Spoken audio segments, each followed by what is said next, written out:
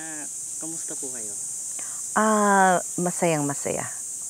Ah, Puwede ko po bang malaman kung ano po yung mga hindi mo malilimutang experiences dito sa shooting ng Moonlight Flowers? Well, yung unang-una kasi, yung unang beses ko na ma-direct ng of course si Direk Ron Sapinoso na may cerebral palsy, no? Um, sobrang sobrang amazed ako. I'm inspired kasi maski ganyan po ang kalagayan niya, 'di ba, siya ay nasa wheelchair, talagang tayo ay nasa location, hindi naman talaga madali.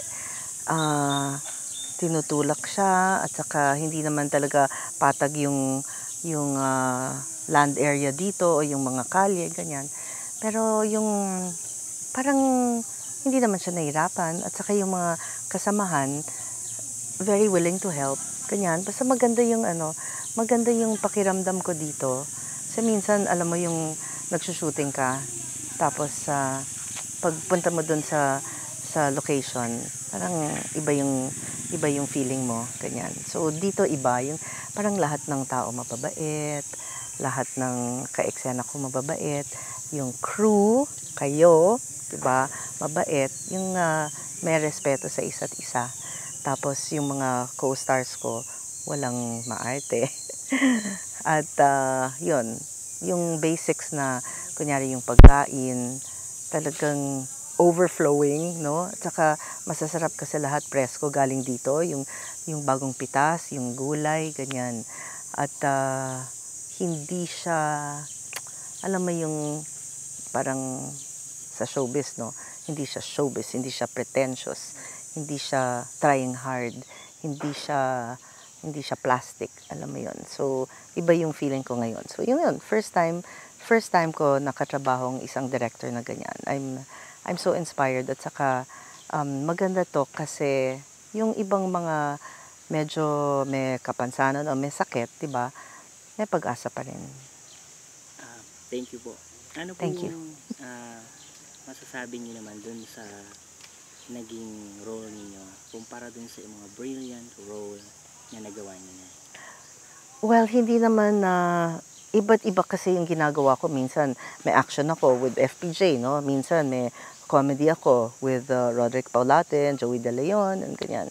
Tapos yung iba, drama. So iba-iba talaga, no? The ones with si Ate V, yon drama yon. Ganyan. Um, Iba yung paggawa ng isang indie film kasi si Direk Ron, siya rin ang sumulat, no?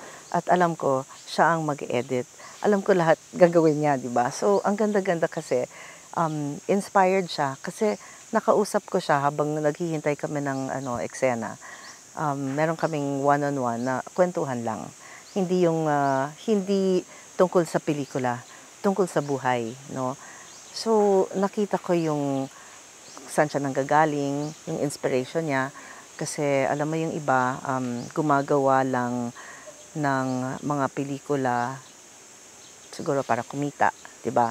So lahat ng eksena na kasama sa pelikula ay pang ano lang ba, yung pang draw ng crowd, ganyan. Iba yung may puso, 'di ba? Um, Yun, so iba yung pakiramdam from the beginning to the end, no? Ah, Yun. Talagang masaya ako kasi yung parang kunyari galing sa minsan kasi mahirap yung acting na natural, mas madaling siguro mag OA yung big acting, 'di ba? Or mas madali kunyari may fight scenes kasi praktisado 'yon, 'di ba? Or minsan yung pinakamadali yung nagpapaiyak ng audience, no? Mas mahirap raw 'yon kaysa magpatawa. But dito minsan pag ikaw ay kailangan maging natural, 'yon, minsan mahirap rin 'yon kasi kailangan, 'di ba? Tama lang, hanggang ganito lang 'yon. And maganda yung experience kasi number one, gusto ko yung location.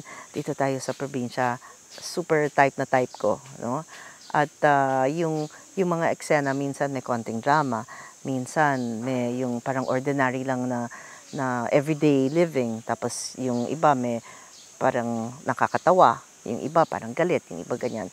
So lahat ng emotions kasama sa role ko dito. So gusto ko siya. Gusto ko siya at saka since ngayon nanay ako, 'di ba? I play a mother here. Iba lang nga yung asawa ko, 'di ba? Yung asawa ko dito Koreano. So masaya rin ako dun sa role ko.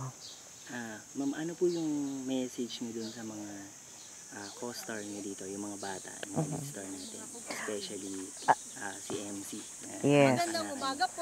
Si MC, nakita ko sa kanya yung passion niya para matuto. Yung parang siguro alam niya na bago siya and then bata pa siya, ganyan. But yung role niya, yung parang talagang ini-imbibe niya. She's really very involved in it, no? So nakikita ko sa kanya, very responsible actress siya. Ma'am, imbitahan niyo po yung mga manonood natin nationwide, abroad. Bakit po ba kailangan panoorin ang Moonlight Flowers? Yes. Magandang araw po sa inyong lahat, no. Ang Moonlight Flowers ay kakaiba po siya kasi madami pong lessons na matututunan natin dito, no. Of course, things like kailangan wag po tayo judgmental, and then kailangan intindihin rin natin ang mga tao kung saan sila nanggagaling bago natin sila sabihan ng kung ano-ano, 'di ba? Before we criticize, kailangan hindi natin alam kasi kung ano talaga ang buhay nila. So kailangan madaming patience dito at understanding ng iba't ibang klaseng tao at paano makitungo sa kanila at kung dapat naintindihan natin kung bakit sila ganun ang ginagawa or bakit sila ganun magsalita, 'di ba? Kailangan intindihin natin. At hindi rin natin alam kung saan tayo makakarating pag sa kinabukasan, no? So kailangan understanding, unity, love, forgiveness, yan. So a feel good movie na may drama at twist na, 'di ba? Syempre hindi ko na ikakwento.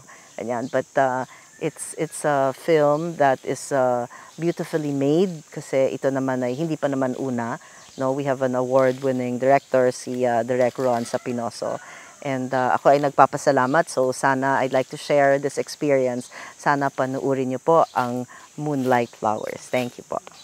Thank you, ma'am. Thank you. Thank you, Direk. Okay na? Okay na, ma'am. Direct. Take tayo.